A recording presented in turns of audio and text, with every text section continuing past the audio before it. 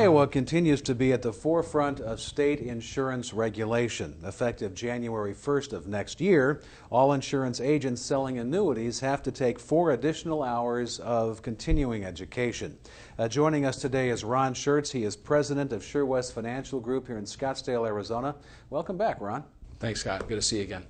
Ron, what effect is this additional training requirement likely to have on other states? Well, I think that the fundamental concept of training in general obviously can only help us get better at our craft, and I think that Iowa has been on the lead for quite some time and from a regulatory perspective, and I think that you'll see that training actually cover probably the majority of the United States at some point in time, and there's going to be different levels of the training.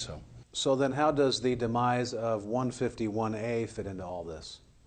Well, I think, obviously when the regulation was supposedly set out there and supposedly tried to be adopted, I think that everybody knew that something needed to be done from a training perspective, and so the fact that it looks like it's behind us now, the states have to step in and be a little bit tougher and make sure that that the reps are doing a good job of articulating the products, and they have a tendency to be a little bit complex at times, but I think now you're going to see a lot more requirements from a training perspective to actually help the rep and ultimately benefit the consumer.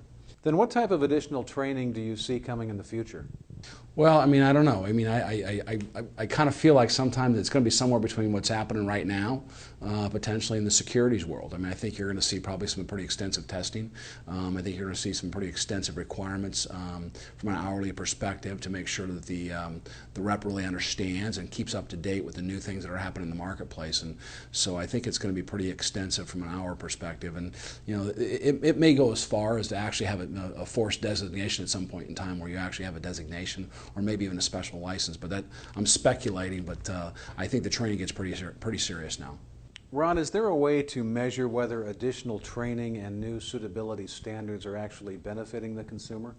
Well, again, I think anytime you've got people that are better at your craft and you're a better expert, and it's probably not any different than a medical doctor that's required to get additional medical education. I think it's the same kind of concept. I think any profession that's out there nowadays, they require additional education. So I don't see why it wouldn't be any different in our business. And I think it's a positive. And ultimately, again, it's going to be better for the consumer at the end of the day because we're going to have reps out there that are going to be more educated and better understand our products.